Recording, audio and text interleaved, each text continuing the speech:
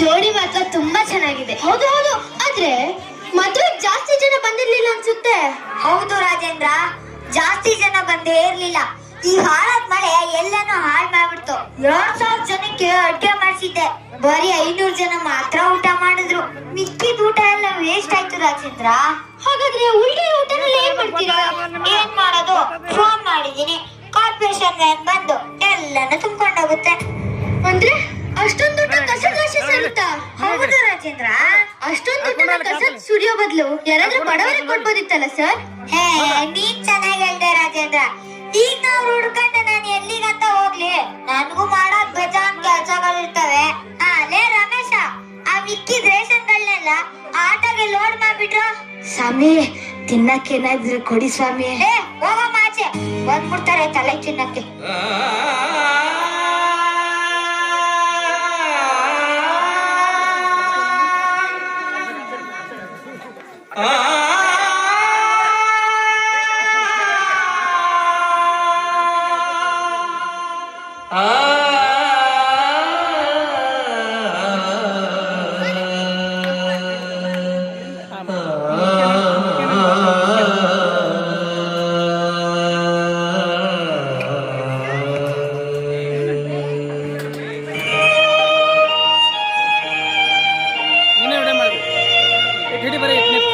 ಅಲ್ಲಿ ನೋಡ್ದೆ ಶ್ವೇತಾ, ಒಂದ್ ಕಡೆ 1000 ಜನ ತಿನ್ನೋ ಅನ್ನ ಕಸ ತೊಟ್ಟಿ ಪಾಲಾಗ್ತಿದೆ, ಮತ್ತೊಂದ್ ಕಡೆ ತಿನ್ನೋಕ್ ಅನ್ನ ಇಲ್ದೆ ಜನ ಹಸುವಿನಿಂದ ಒದ್ದಾಡ್ತಿದ್ದಾರೆ.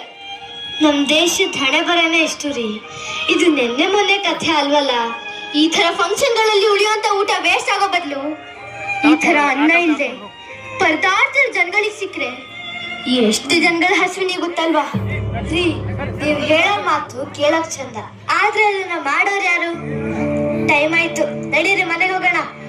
ನಿನ್ ಮನೆಗೆ ಹೋಗಿರು, ನನಗೊಂದ್ ಸ್ವಲ್ಪ ಕೆಲಸ ಇದೆ, ಹೊರಗಡೆ ಹೋಗಿ ಬರ್ತೀನಿ. ಸರಿ ಸರಿ, ಮತ್ತೆ ಫ್ರೆಂಡ್ಸ್ ಸಿಕ್ಕಿದ್ರು ಅಂತ ಮಾತಾಡ್ತಾ ಕುತ್ಕೋಬೇಡಿ, ಬೇಗ ಮನೆಗ್ ಬನ್ನಿ. ಆಯ್ತಮ್ಮ, ಆಯ್ತು.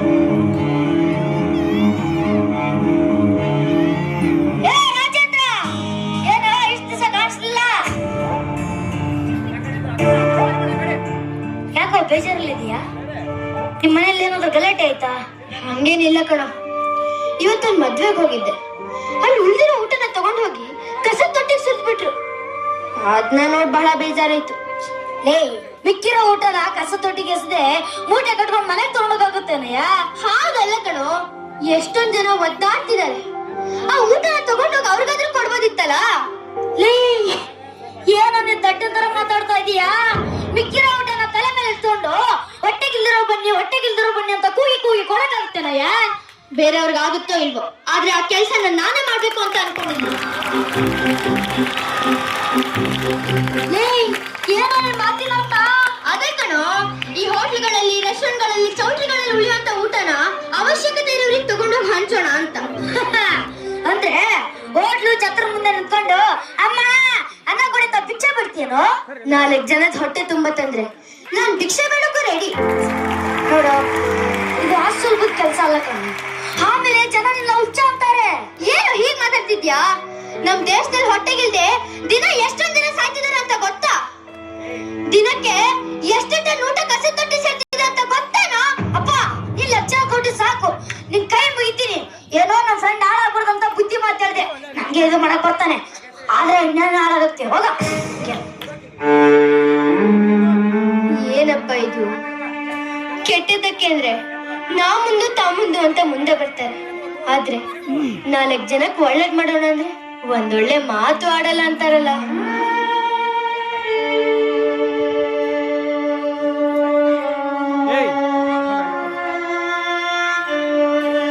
ಶ್ವೇತಾ, ಬಂದೇರಿ.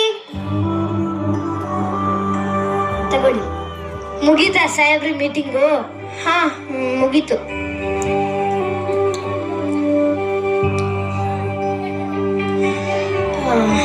ಶ್ವೇತಾ, ಏನ್ ಹೇಳಿ? ಅದು 10 ಜನ ದೆಹಲಿಯಿಂದ ಬಂದಿದ್ದಾರೆ. ಇಲ್ಲ, ನನ್ನ ಫ್ರೆಂಡ್ ಮನೇಲಿ ಉಳ್ಕೊಂಡಿದ್ದಾರೆ. 10 ಜನ ಮೈಸೂರಲ್ಲೇ ಇರ್ತಾರೆ. ಅವ್ರಿಗೆ ರಾತ್ರಿ ಊಟಕ್ಕೆ ಏನಾದ್ರು ಮಾಡ್ಕೊಡ್ತೀಯಾ? ಅವ್ರಿಗೆಲ್ಲ ನಮ್ಮ ಮನೆಗೆ ಬರೋಕ್ ಹೇಳ್ರಿ. ಬೇಡ ಬೇಡ ಕಣೆ, ಒಂದಿನ ಆದ್ರೆ ಕರಿಬೋದು. 10 ದಿನ ಅಂದ್ರೆ ಅವ್ರಿಗೂ ಬರಕ್ ಸ್ವಲ್ಪ ಮುಜುಗರ ಆಗತ್ತಲ್ವಾ? ಸ್ವಲ್ಪ ಮಾಡ್ಕೊಡ್ತೀಯಾ? ಸರಿ, ಒಂದ್ ಅರ್ಧ ಗಂಟೆ ಟೈಮ್ ಕೊಡಿ, ಮಾಡ್ಕೊಂಡ್. ಆಯ್ತು, ಬೇಗ ಮಾಡ್ಕೊಂಡ್ ಬಾ. ಸರಿ.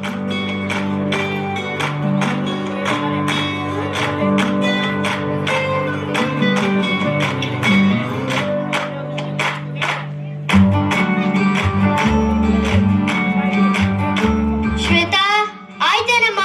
ಬಂದಿರಿ, ಬೇಗ ಬಾರಮ್ಮ. ಕೊಡಬೇಡಿ, ಹೋಗಿ ಕೊಟ್ಬಿಟ್ಟು ಬೇಗ ಬನ್ನಿ. ಅವ್ರ ಜೊತೆ ಕತೆ ಹೊಡಿತ ಕೂತ್ಕೋಬೇಡಿ. ಆಯ್ತಾಯ್ತು. ಈ ರೀತಿ ಹೆಂಡತಿಯ ಬಳಿ ಸುಳ್ಳು ಹೇಳಿ ಪ್ರತಿದಿನ ಮನೆಯಿಂದ ಊಟ ತೆಗೆದುಕೊಂಡು ಹೋಗಿ ಫುಟ್ಪಾತ್ ನಲ್ಲಿರುವ ನಿರ್ಗತಿಕರಿಗೆ ಹಂಚುತ್ತಿರುತ್ತಾನೆ. 9 ದಿನಗಳವರೆಗೆ ಈ ವಿಷಯ ಹೆಂಡತಿಗೆ ಗೊತ್ತಾಗುವುದಿಲ್ಲ. ಆದರೆ ಒಂದು ದಿನ ಹೆಂಡತಿಗೆ ಪರಿಚಯಸ್ಥರ ಫೋನ್ ಕಾಲ್ ಒಂದು ಬರುತ್ತದೆ.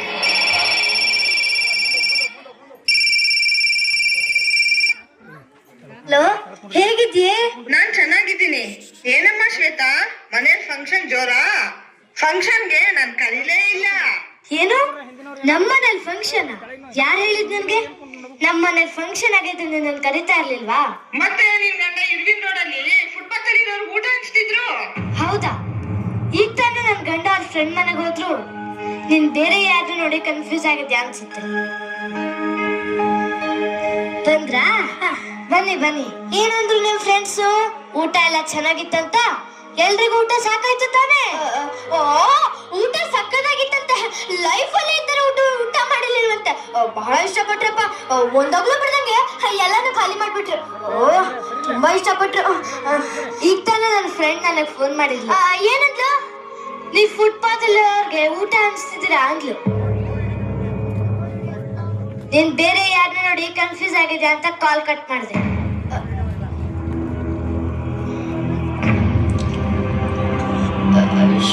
ಶ್ವೇತಾ, ಅದು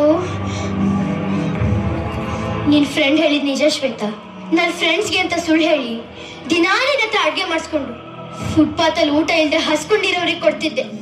ಎಂಥ ಒಳ್ಳೆ ಕೆಲಸ ಮಾಡ್ತಿದ್ರಿ ನೀವು ಇದನ್ನೇ ಮುಂದುವರ್ಸ್ಕೊಂಡು ಹೋಗ್ತೀರಾ ಅನ್ನೋದಾದ್ರೆ 10 ಜನಕ್ಕಲ್ಲ 50 ಜನಕ್ಕೆ ಅಡ್ಗೆ ಮಾಡ್ಕೊಡ್ತೀರಿ. ಶ್ವೇತಾ, ಅದ್ ನೀನ್ ಅನ್ಕೊಂಡ ಸ್ವಲ್ಪ ಅಲ್ಲ, ಇದು ತುಂಬಾ ಕಷ್ಟದ ಕೆಲಸ.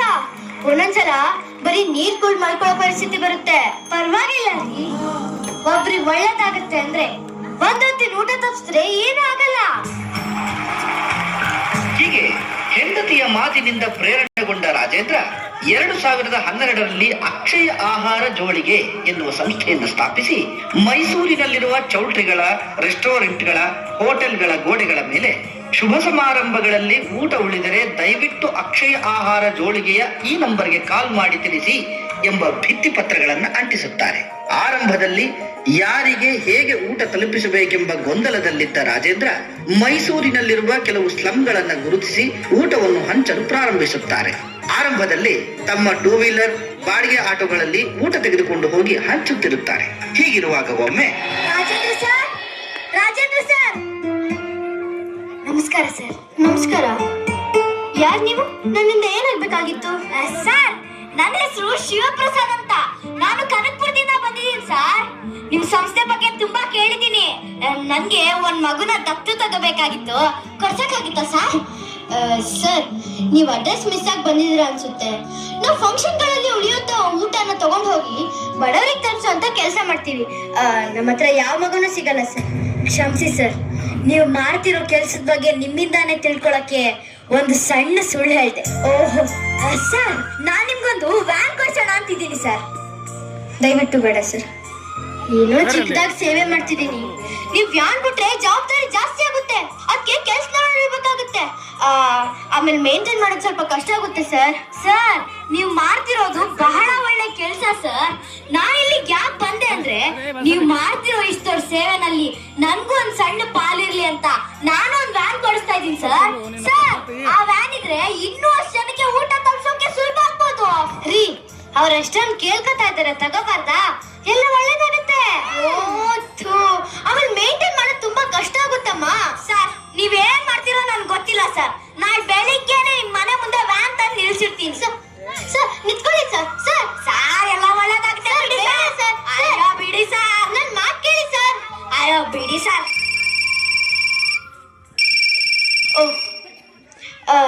ಸರ್, ಚೆನ್ನಮ್ಮ ಚನ್ನಬಸಪ್ಪ ಛತ್ರದಿಂದ ಮಾತಾಡ್ತಾ ಇದ್ದೀವಿ.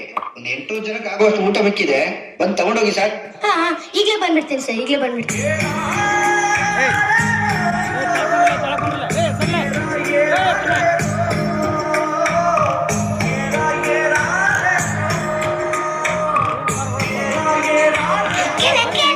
ಮೊನ್ನೆ ನೀವು ಸ್ವೀಟ್ ಕಟ್ಟಿದ್ರಲ್ಲ, ಅದು ಬಹಳ ಚೆನ್ನಾಗಿತ್ತು. ಅಕ್ಷರಿ, ನಿನ್ನೆ ಯಾಕೆ ಬರ್ಲಿಲ್ಲ? ನನ್ನ ಸ್ವಲ್ಪ ಕೆಲಸ ಇತ್ತು ಪುಟಿ, ಅದಕ್ಕೆ ಬರೋಕ್ಕಾಗ್ಲಿಲ್ಲ. ನಾಳೆ ಬರ್ತೀರಾ ತಾನೆ? ಓ ಬರ್ತೀನಮ್ಮ, ಖಂಡಿತ ಬರ್ತೀನಿ. ತಗೋ, ಮೊದ್ಲು ಇದನ್ನ ತಿನ್ನು.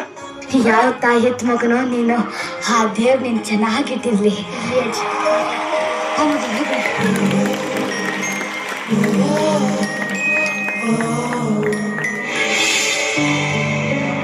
ಹೀಗೆ ಶಿವಪ್ರಸಾದ್ರವರ ಒತ್ತಾಯಕ್ಕೆ ಮಣಿದು ಅವರಿಂದ ವ್ಯಾನ್ ತೆಗೆದುಕೊಂಡು ಅದಕ್ಕೆ 2 ಕೆಲಸಗಾರರನ್ನ ನೇಮಿಸಿಕೊಂಡು ಹೆಂಡತಿಯ ಸಹಕಾರದಿಂದ ಸುಮಾರು 70ಕ್ಕೂ ಹೆಚ್ಚು ಸ್ಲಂಗಳಿಗೆ 50ಕ್ಕೂ ಹೆಚ್ಚು ಆಶ್ರಮಗಳಿಗೆ ಅಕ್ಷಯ ಆಹಾರ ಜೋಳಿಗೆಯಿಂದ ಆಹಾರ ಒದಗಿಸುತ್ತಾರೆ. ಕೇಂದ್ರ ಸರ್ಕಾರದ ಉದ್ಯೋಗಿಯಾಗಿರುವ ರಾಜೇಂದ್ರ ತಮ್ಮ ಕೆಲಸದ ಒತ್ತಡದ ನಡುವೆಯೂ ಹಸಿದವರಿಗೆ ಅನ್ನ ಹಂಚುವ ಮಹತ್ ಕಾರ್ಯವನ್ನು ನಿರಂತರವಾಗಿ ಮಾಡುತ್ತಿದ್ದಾರೆ. ಪ್ರತಿದಿನ ಸುಮಾರು 2,000ಕ್ಕೂ ಹೆಚ್ಚು ಜನರ ಹಸಿವನ್ನು ನೀಗಿಸುತ್ತಿದ್ದಾರೆ.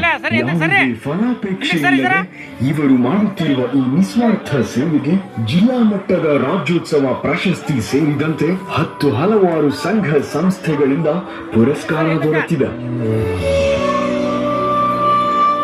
ಈ ದೇಶದ ಬಹು ದೊಡ್ಡ ಸಮಸ್ಯೆ ಹಸಿವು.